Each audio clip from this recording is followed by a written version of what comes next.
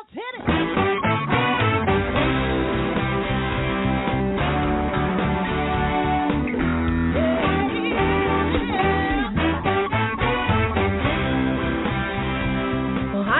And welcome to Alzheimer Speaks Radio. I'm your host, Tori Tellem, and I'm so excited that you're joining us today.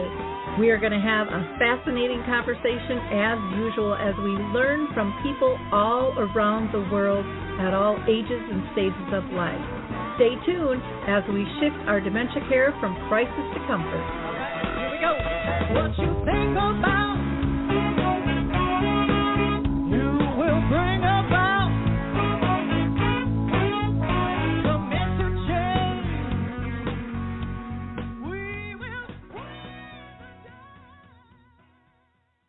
Well, hi, everyone, and welcome to Alzheimer Speaks Radio today. I'm your host, Tori Tellem, and I'm thrilled that you are joining us today. We are going to have a wonderful conversation with a fantastic advocate, and we're going to be talking about mental and social wellness initiatives, and Lord knows we need those. But before I introduce you to Tori, I just want to give a few shout-outs, and first and foremost, I have to shout out to the Mark Arneson Band. They did our opening music called Clarion Call, and if you like that, you can download that on any of your favorite music platforms. For those of you that are new, Alzheimer Speaks is about sound information, not just sound bites. We want to have real conversations with real people. And so we chat for about an hour.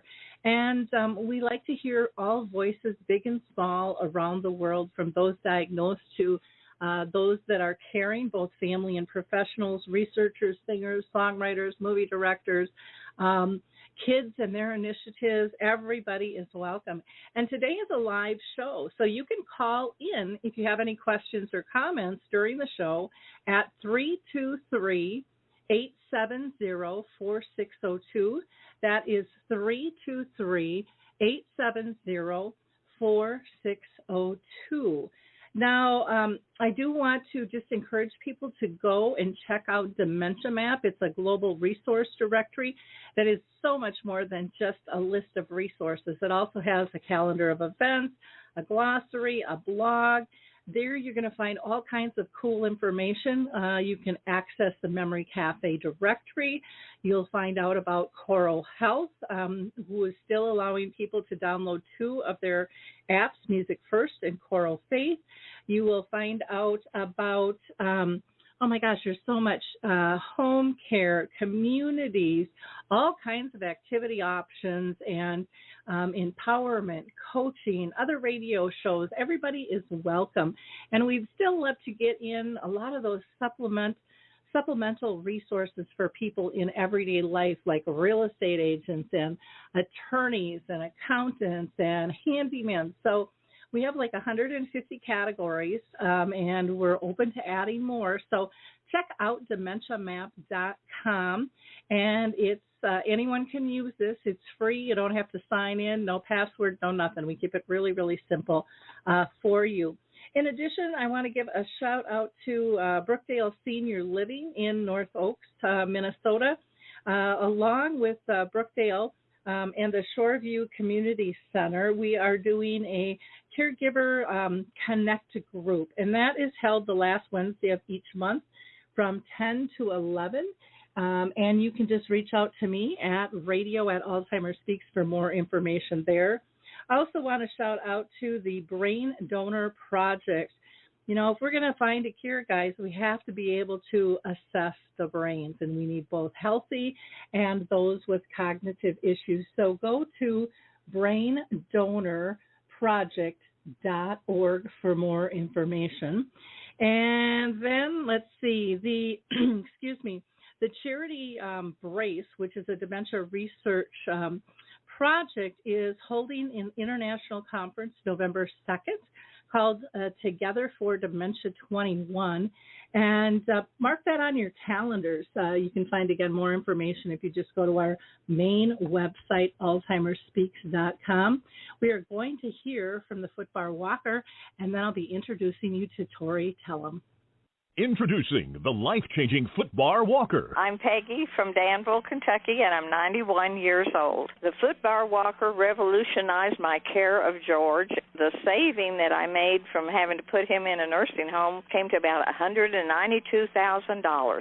The Foot Bar Walker opens and closes just like a standard walker. The only thing that is different is the top bar and the foot bar. Does that ever make a difference? Does someone you love use a walker? Do they struggle to get up from a seated position? Are you a caregiver dealing with physical pain and stress as you help your patient? The Foot Bar Walker was designed to assist not only the patient, but also the caregiver. Patients have more control standing up, and no lifting from the caregiver is required. See how it works at thefootbarwalker.com. That's thefootbarwalker.com. Peggy, would you recommend the Foot Bar Walker? Do I ever? I would not be in the health that I'm in today at this age had it not been for the Foot Bar Walker.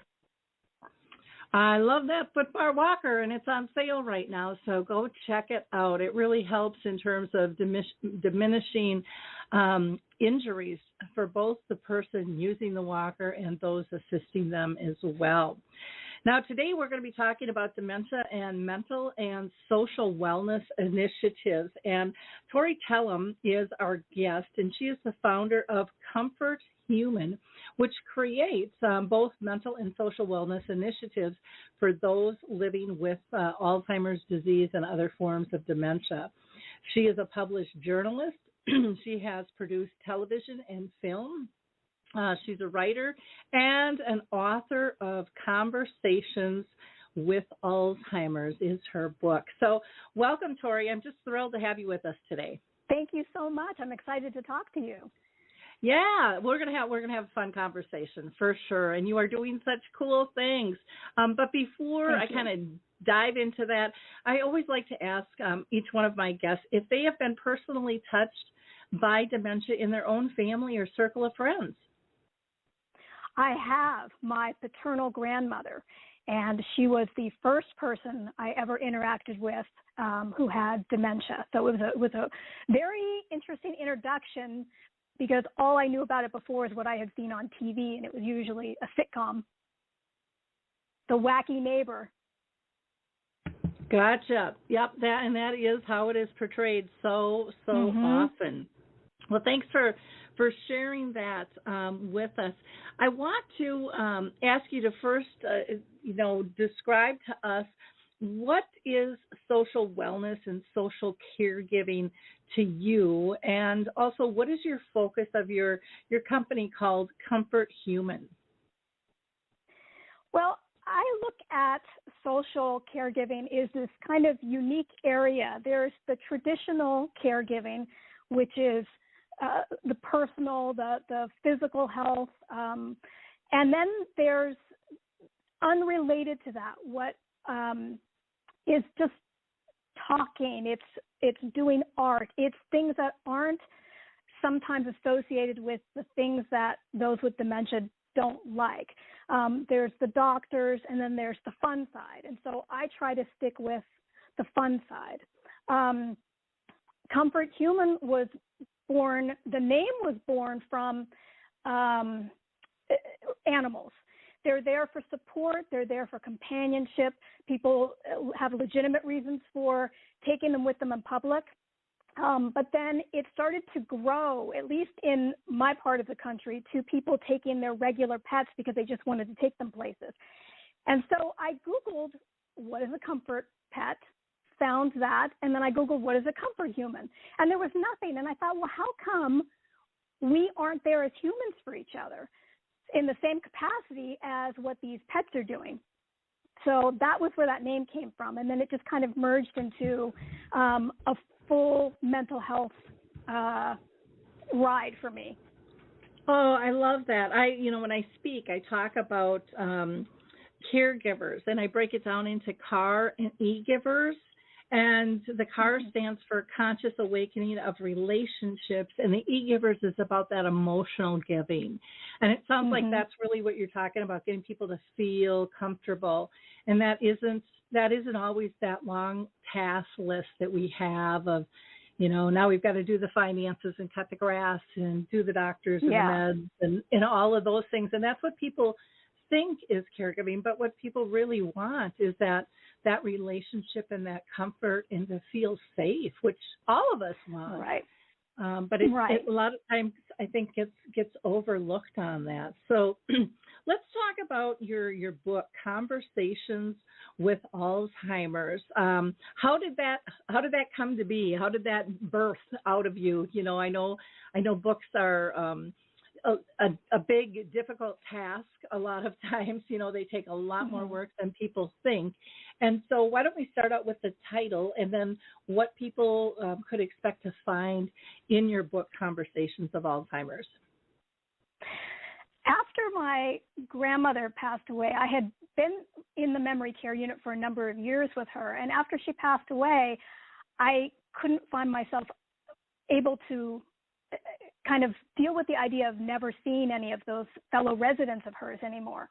So I became a volunteer pretty much within the hour after she passed away. And I would do basically what I was terming at that time social caregiving.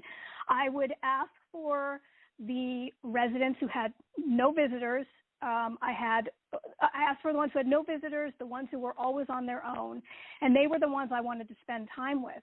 But what I started to realize is that the conversations that I would have with my grandmother when she was in the more advanced stages were not the quote-unquote word salad, and they weren't really forgetful. She was kind of caught in a loop of asking the same 5 questions. So I was used to that. What I wasn't used to or even familiar with were the word salads, were the various levels of speaking and conversation and capabilities that came once I started volunteering.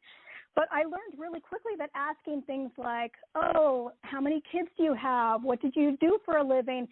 would either it would sometimes make them agitated because they couldn't remember, or I was striking a nerve if they hadn't seen their children because they lived in another state, or the children didn't want to come visit anymore because they figured there was no point. But what do I talk about with them then if I can't talk about the usual things? So a patient one day sort of enlightened me on things that don't change with age and dementia, and that has to do with how you feel, your emotions. So I started coming at these conversations in a completely different way, and instead of asking them questions that required memory, it became about, how do you feel about this? I'm thinking of doing this. Do you have any advice for me? And it changed everything. They even the people who were never talkative, according to the staff, were suddenly engaged. Even if they weren't specifically talking, they were listening. Over the years, I would write down these quotes that they would say because I thought they were so moving or funny or just deep. And I would text or email them to friends to say, look at this wonderful thing. Listen to this. Have you thought about this? And they were not, none of the quotes were making fun of anybody. They were just these really moving and inspirational things they were saying. And so that kind of came, that birthed the title. And it also melded into this project because of what I had seen when I was, I had to stop volunteering for COVID. Like most people, they kind of, had to keep limited. But prior to COVID, what I was seeing for years was that family didn't know how to talk with their loved one or their friend. So I just wanted to write this book to say, okay, here are some things that I did. You might have really good luck with these things too. And it might help with both your struggle to feel like you're trying to engage with the same memories that you have that this person no longer has. And here are some new ways that you can converse with them. Because it worked for me, it might work for you. Oh, I love that. I've been in this space since 2009, and I've never heard somebody sum it up the way you have. And to me, it makes so much more sense when you were talking about, don't ask questions that's going to kind of focus on a right or wrong, that this really happened or didn't happen, but to really let them focus on how they feel. So often we say, ask open-ended questions and don't worry if it's right or wrong. But when you get to that whole, kind of treasure trough of how they feel, because we all feel a little bit different, and we don't have a right to tell somebody else how they feel. I think just makes so much more sense, and I think it's more easily understood by people in terms of how to do that, in terms of giving comfort. I know with my mom, that made life so much easier, and it made it easier for me as a daughter to find joy. To be able to find that happiness and comfort in her, that I could kind of settle into that too, instead of stewing in worrying about all the things that need to be done, and kind of focusing on those task type things or those right and wrong kind of preferences. So I love how you summed that up, and I think the title, sounds absolutely perfect. Let's talk about also, I'm wondering if you've heard from families at all in terms of feedback on your book at all, and what they're saying. I have. The things that mean the most to me are the people who do say, I don't even know what to talk about my mom with anymore, and so I'm going to give this a try. I have a friend who's dealing with a parent more recently going through this, and he's asked me a number of times, okay, how should I do this? What can I do this? And so I'm not an expert. I've been through this, and I've been in the same position as these people who I'm talking to who are struggling. And so, we know with dementia and Alzheimer's, there's no guarantee of anything. What works today may not work tomorrow, but it may work 5 days after that. But these are things to try, and to just be patient, because, you just don't know. It's really hard. It's just really hard. And there's no right or wrong answer, like I said. Yeah. I wish I would have known about your book just a couple days ago, because I was doing a presentation, and actually that comment came up. My mom really can't talk anymore, and how do I have a conversation? What do I say without getting her agitated? And so if you aren't in Dementia Map, I would really encourage you to list your book in there. I think that would help significantly. And just even in your description, talk about what people can find in there and how it helps. That's one of the biggest struggles I think family and friends have, is what do I do? Because their perceptions of the disease, there's so much stigma around it. People are afraid, and it's kind of like death and divorce. People just kind of walk away from it because it makes them feel so uncomfortable. So kudos to you for, doing something powerful and trying to help others and giving them ideas. I think the more we can kind of put in our tool chest, because like you said, when you've met one person with dementia, you've met one, and might work one minute, not another. But we just all need more education and more resources to draw on, and know that, don't look at it as a failure. Just pick another tool. Yes, exactly. And I also saw a lot of families get so frustrated or annoyed or throw in the towel, because they'd say, what's the point? They don't remember who I am anyway. Like, well, that may be the case, but just get to know the new person then, and find new common ground and create new memories with them, and, enjoy this person. Yeah. They can't help what they're going through.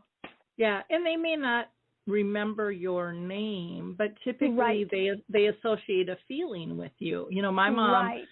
My mom used to always say, she was in the nursing home for like 14 years, and she ended up moving in because my dad was there at the end of his life, and she wanted to be by him, and her dementia was to the point where that could occur.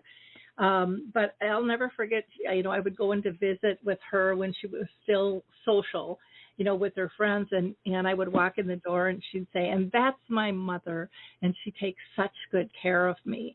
And there was always this one little old biddy that wasn't part of the group, and she would scream at my mom going, Dorothy, that's not your mother. That's your daughter.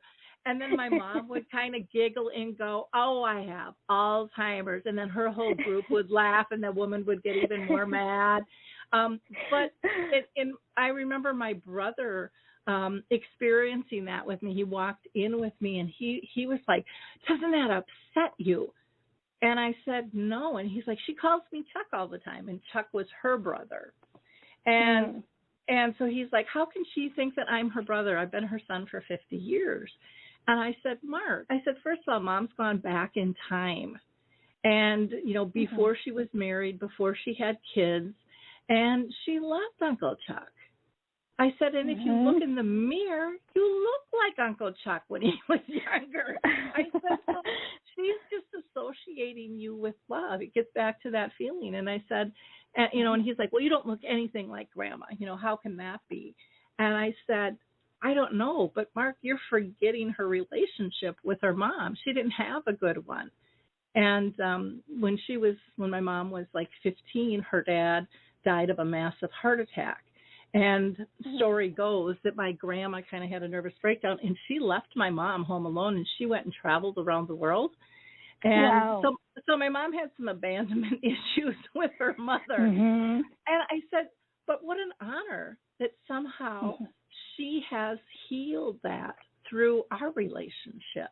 I said, I just see that as just a huge gift that I could be part of that. But, both of those stories, I think, really show the importance of how somebody feels, even if they don't recognize, and can't say your name, it shouldn't matter. And, we need to get our egos out of the way. Right. And the great thing about that story was that your mom was happy. Even if she didn't know who you were, she felt good. And that's what we're trying to have them feel is good. That's all we want, is that for their mental health to still matter. Yep. I and it took me a while to figure this out, but I kind of weaned it down for myself that I needed to focus on was Mom safe, happy, and pain-free. I had to go down to like the base of Maslow's theory and then when I did that, I looked at everything I did differently, and I was able to release a lot of stress I was putting on myself because I found things on my checklist I didn't really need to do, but I put them down because they made me feel like I was doing something, but it really didn't matter to her. And so, it really helped me become more relationship-based and at peace. Like you said, when she's at peace, I could finally just sit on the couch next to her and feel comfortable. I didn't have to fill it with words anymore. Yes. But getting people used to that quiet time when we're so used to filling it and being busy and doing something, makes a huge difference when you can make that shift as dealing with a loved one or as a professional. I mean, it just changes everything, and everyone's calmer, I think. When we get to that and we do feel like, okay, I have 1 hour to visit with my relative. I need to make it count. We need to be doing this. We need to be looking at this. And I have found that some visits that I have with residents are they just want to watch TV next to somebody. And I think, well, that's not so bad in my life. Why am I judging them if this is all they need right now? And they're completely happy. Every once in a while, they might comment on something that's on the TV, and that's a perfect hour for them. Yep. One of my favorite quotes is by Harry Urban, who is living with dementia. He's been living with dementia like over 15 years. And I thought it was just so profound. And he said, I like to relax before I got dementia. I still do. Please don't feel like you have to keep me busy or yourself busy all the time. Just sit down and, soak up if I'm sitting outside, soak up the sun and feel the breeze and smell the flowers. It's perfectly okay.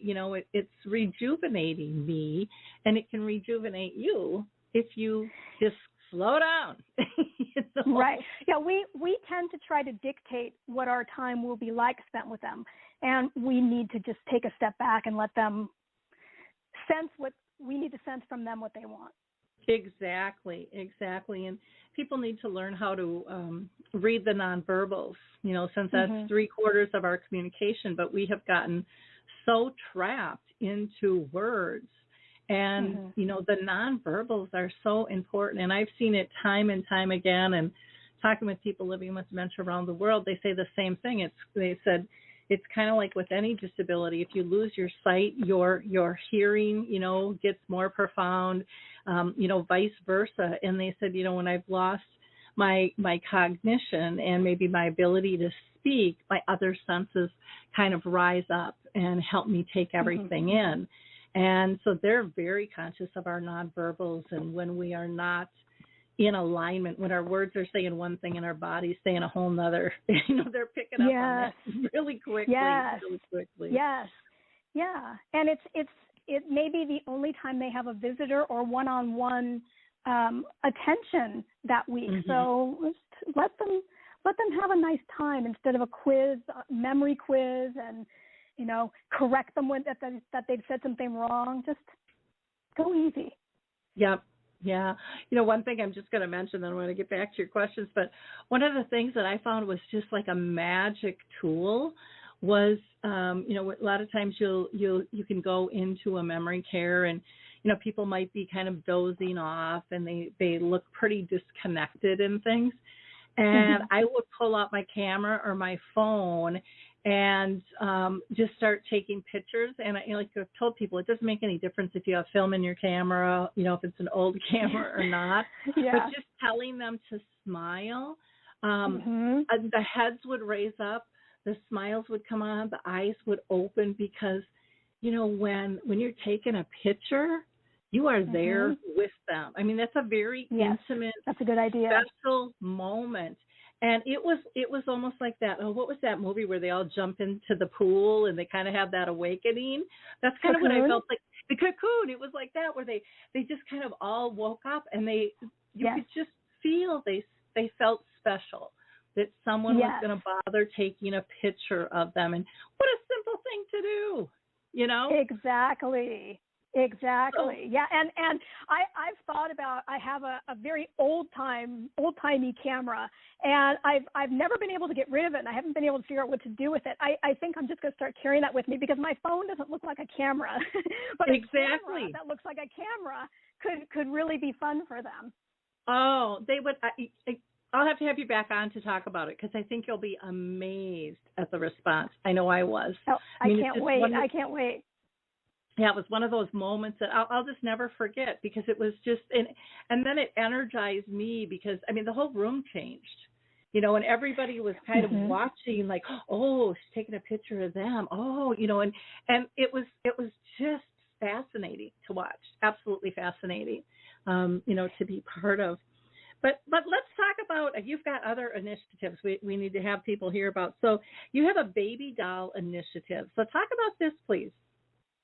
Well, this is something I always wanted to do, because one of the places where I volunteered had 2 baby dolls, and it's disproportionately affects women. So there were these dolls for the women to cradle, and they really treated them like they were real babies. They would talk to them. They would take them with them to lunch. And so I thought, one day I would love to get enough dolls into every memory care facility in the U.S., because I saw it doesn't work for everybody. Some women, some men, they're not interested. Some men are. It's hit or miss, but for the most part, it does have really good results. Doll therapy. So during COVID, at like 3 a.m. during lockdown, I had this panic attack of, if I'm isolated, what's happening with all of the residents? They're in their rooms. They don't have their routine anymore. They don't have visitors, except visitors in masks. They don't understand why they can't come out, why they're eating in their room. Just this whole flood of panic hit me. And I thought, okay, what can I do? So I decided that I would send baby dolls to, I picked facilities based, I got online and started researching which places had the most COVID, nursing homes that had the most COVID, and then I narrowed it down to which ones had a memory care unit. I didn't care how they ended up that way. It was not about judgment. I was more concerned about these were large memory care units with a lot of isolated residents. So I ended up posting on Facebook and had a lot of friends help, and we all sent dolls to facilities in California, New York, Michigan. I think it was about 7 or 8 facilities, and we ended up sending more than 100 dolls. We almost hit our goal of how many each one of them wanted. And so that ignited what I had wanted to do before, which is to get dolls into all of the memory care units. It's not a new idea I've had. There are programs called Dolls for Alls, and they're at a more city, local level. I want to try to get this moving to a bigger scale because it really is beneficial to so many people. And especially now when they're still somewhat isolated. And what the dolls have been known to do is they provide companionship. And I got a couple of notes from nursing homes who received these during COVID, and they said that the residents were sleeping with the dolls. Some of them were burping them.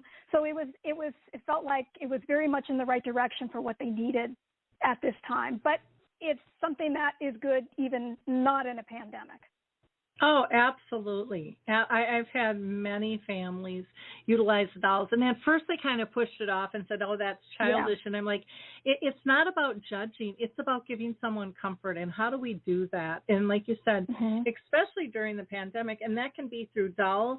Others have gotten, I know I've had friends who have bought the pet, the robotic pets. And my one friend said, she'd come in and that pet was sitting on her dad's lap and he was just petting it away, or other times it was sitting in the chair across from him and he'd just be looking, at his little puppy dog sleeping and just not feeling alone. I did want to make one other comment too, because when you talked about, kind of being disproportionate between men and women. I had a friend, Colin, over in Australia, and they did a study with dolls, and it was really kind of interesting. And they had a baby doll, and they had a man and a woman, and they did this with several. And then they had something that looked like coffee that spilled. And it was amazing how both the men and women jumped into gear, really almost no matter, how far they were in the disease, if they were still able to kind of move and react, they jumped into gear to save and comfort that baby. And they said it was interesting? Absolutely amazing. And, my understanding was too, once they did that, it allowed the men to be more part of that dolls. And I think part of it is our just society, dolls are for girls, type deal, not a G.I. Joe, especially for our elders and stuff. And so it really opened up the door, and they said they found more men, finding just as much comfort, the women, with the dolls. And I thought that was kind of fascinating in and of itself. Well, and to us, it's a doll. To them, it's a baby. Yep. So it's a very different reaction. We do think, oh, it's not macho, but it makes him think of his grandchild or his own child, or just something to take care of, even if he's not related to it. Yep. The right human instinct is still there, to take care of one another. And I think so often we think that is lost too. But again, it gets down to that core feeling of protection and safety, and those things aren't lost. Facts are gone. Yep. Facts are gone, but memories and feelings are not. Feelings are not. Memories are gone, but feelings are not. Yeah. It's kind of like I remember one time visiting my mom in the nursing home, and we were bombing Iraq, and the TV was on, and I was cleaning out her closet. And she just started crying. And I thought, Mom, if you want me to stop, I'm okay. You're the one who told me to do this. I mean, that's what I thought it was about. It had nothing to do with me cleaning the closet. She emotionally felt that bombing was going on right outside the room. And as soon as I turned that off, she was no longer terrified. So looking, we have to look at things really different in terms of reactions because their realities, like you said, baby doll or real life baby. Those perceptions are very different. But they and to your point about emotions. To your point about the robotic pet, I had a resident I was seeing whose family had given her a stuffed cat that was sleeping in a curled up position. I knew her for about 6 months before she passed away, and every time I saw her for 6 months, she would say to me, "Why won't Peaches wake up? Why won't Peaches wake up?" And I would talk to her about, well, I have a cat, and this is what he does. He likes to sleep during the day, and so I would try to explain. No, she was convinced that this cat had died. So there's little things like that we don't think about how they will interpret it versus how, we're giving them a stuffed animal that they'll love. But to think about, she couldn't cuddle the cat because it was curled up in like a box thing. So all she could do was stare at it in this curled up position, never moving, never opening its eyes, she would say. So and worrying. Yeah, exactly. Where some of them, have sensors on them, so they'll just kind of wag the tail or open the eyes every now and then. That's a really, really good point to understand where your person is at, what their perceptions are, not ours. Those are the ones that are important. Let's also talk about Pen Palz that you have as an initiative as well. Well, part of the not being able to be everywhere at the same moment, which is what I would like to do with dementia, was how can I reach more people? So I thought about writing letters. And then I thought, okay, that's one person. I can't write this many letters. I don't want to photocopy something. But who doesn't like getting mail? So I decided I would send greeting cards to I started initially with low-income nursing homes and then sort of spread it out to people who were asking for it. And what I wanted to do, because I had learned about sensory and touch stimulation being really good. It can be calming.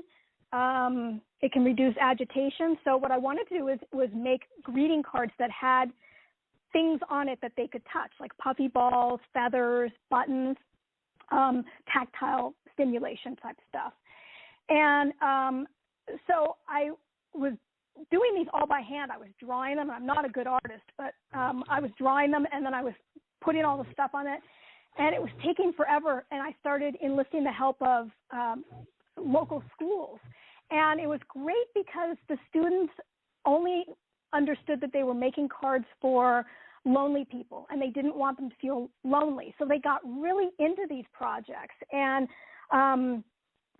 were creating these beautiful cards that were their interpretation of, sometimes it was whatever the school, the class lesson was.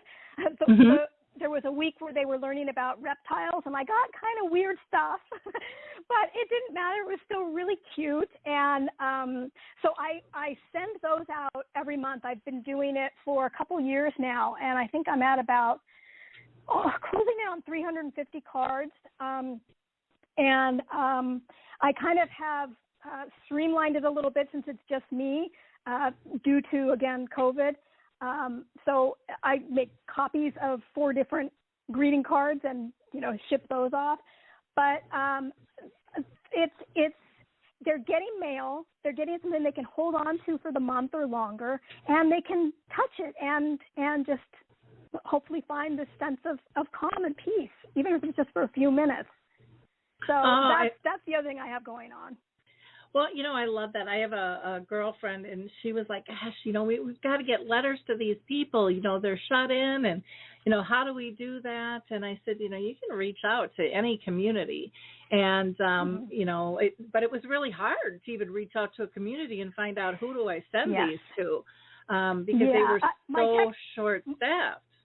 Yeah, my tech tip is always the activities director. I have yet to call a place that doesn't have one. And they will usually distribute something. You have to, right now, you still have to kind of check and make sure that they're allowing outside packages. I think that that's been fine. I just restarted Pen Palz last month because we've cleared all the CDC obstacles with outside materials coming into the homes.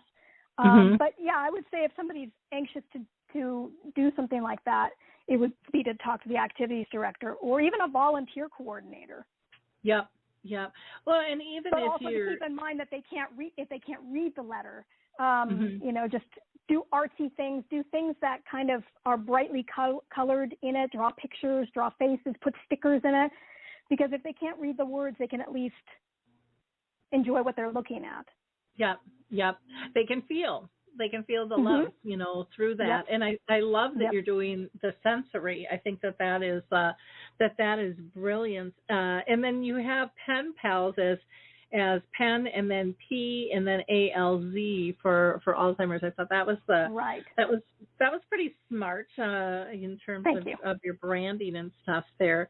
Well, I love these initiatives. Do you have any others that you're thinking about, or is this keeping you plenty busy? I definitely have a couple in the pipeline. It's still too soon to talk about them, but there are ones that one of them I really, really hope can move forward because it's something that I think will also help with what families and friends can do when they're visiting. Again, to try to make it easier for both parties. Sure. So yeah, it's a little too soon. Yeah, no, I understand that. I definitely understand that. What you're doing, I think is wonderful, and I would really encourage our listeners. If you've got an idea, go for it. You got nothing to lose. We could all do things in different shapes and sizes, or are you open to having people help in terms of donating for baby dolls, or helping with the Pen Pals? Can people collaborate with you on that and expand that base, or are they better off starting on their own? What is your thought with that? I would love the help, particularly with Pen Pals, since my art repertoire is pretty much like a dog and a flower and the sun, and I think they're probably sick of getting the same cards. If people have done drawings or watercolors and they're just collecting dust on their computer, or they have them if they want to take a photo, I can start creating cards based on those to send. So the baby doll thing, they can reach out to me. I don't know yet. I don't want to take money from people, because what I'm trying to do is try to get a company involved that will want to donate. So, but they can always send dolls to their loved one or to their loved one's home.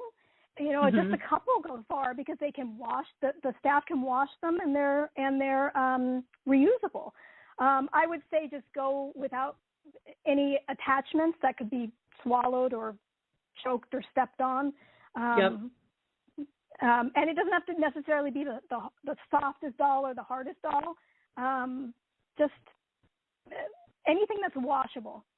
Yeah.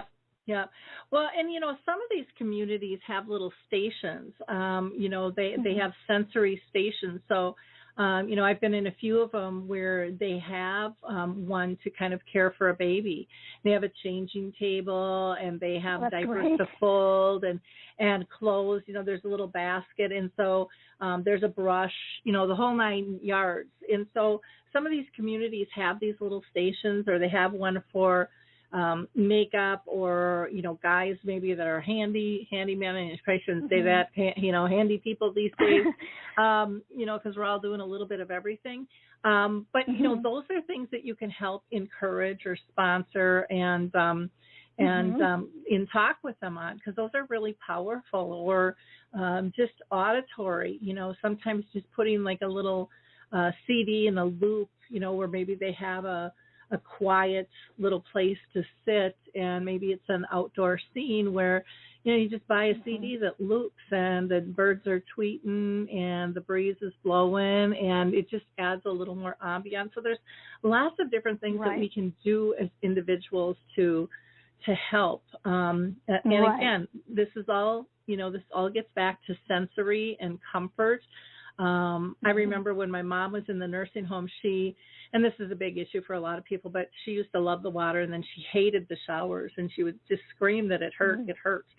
And I talked with Tipa Snow after a conference and I said, gosh, do you have any ideas? And she said, as we age, and this got me thinking about how we touch. She says, as we age, we lose our fat pads and our nerves are more exposed. And I said, well, my mom's a heavy woman. And she's like, it has no difference in terms of if someone's heavy or not. The nerves come to the top. And so she says that water pressure is actually hurting her skin. Her nerves, are more exposed. And so I went back to the nursing home and I marched into the executive director and I said, I want to buy rain shower heads, handheld rain shower heads for all of your bathrooms. And he looked at me like, well, what for? And then I explained it and he's like, oh gosh, that's brilliant. And I'm like, yeah, and then people can start from the bottom instead of the top. And I mean, there's so many things that we learn. And it's nice that we learn them, but we have to share them. We have to share them with other people and let them know what we've learned. And we can't expect that the homes know everything that we know. I know that sounds strange, but even in my simple process of calling about the dolls, I talked to a woman who'd been at the particular place she was for years, and she said, I've never heard of dolls before. So it surprised me, but then I said, okay, you know what? I've been to many, many, many different homes, and they're all different. So, just whatever. Go ahead. No, that is so true. We've all learned different things in different ways, and and just sometimes you can hear something 45 different ways, and then all of a sudden the 46th time it's like, oh, that makes sense to me now. Right. You're processing it, and so we have to understand that is a normal thing. When you were talking about the Pen Pals and I'm kind of thinking I should hook you up with a group of people with Alzheimer's that do art. They do some of the most beautiful art. And this might be something that they would be really interested in doing, to be able to share their artwork, by sending cards and things. And in addition to that, it would also help the communities and the families, not only just the person with dementia, realize what a person with dementia is still capable of doing. Yes, 100%. And so I'll make that connection for you, because I think that could be really just a cool project. I did a video with them, and I was just amazed at the different types of art that they did and their explanation and how that made them feel. So it would kind of be like a double dip, because it would lift their spirits most likely, as well as the person receiving it at the other end, and be educational to boot. With all of that. Yeah. So, that would be lovely. Yeah. I guess instead of double dip, I should have said the trifecta, with that, the three-way kick there. How can people get involved with your initiatives and what you're doing? They can either go to the website and email me, which is comforthuman.org, or if they have a pen handy, it's info@comforthuman.org. Or if they're on Instagram, they can go to the official Comfort Human and just send me a message there. Okay. Well, I will add your email to the blog and the radio show page, because I did not have that. Oh, okay. And that was info@comforthuman.org, or just going to the website there. Do you have a Facebook page too, or? I don't. Okay. I just know there's so many people on there that would be wonderful if you ever decide to expand to that. I had it, and then I sort of shifted off of it. I may go back to it, but I generally am more reachable at those other places. Okay. Well, sounds good. Well, this has just been a wonderful conversation with you, Tori. I mean, I just applaud you for what you're doing. I would really encourage people to go check out your book as well, Conversations with Alzheimer's. Go to the website and find out about the Baby Doll Initiative and the Pen Pals, and feel free to reach out to her with any questions or comments.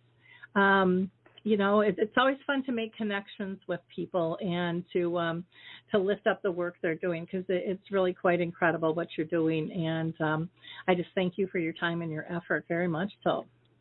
Thank you, Lori. I really appreciate it. Wonderful. For our listeners, don't be shy about this episode. Like, click, and share. This is important information that could just give comfort not only to the person with dementia, but to the family and to the staff as well. Let's make life easier and work together. Have a blessed week, everybody, and we will talk to you soon. Bye now.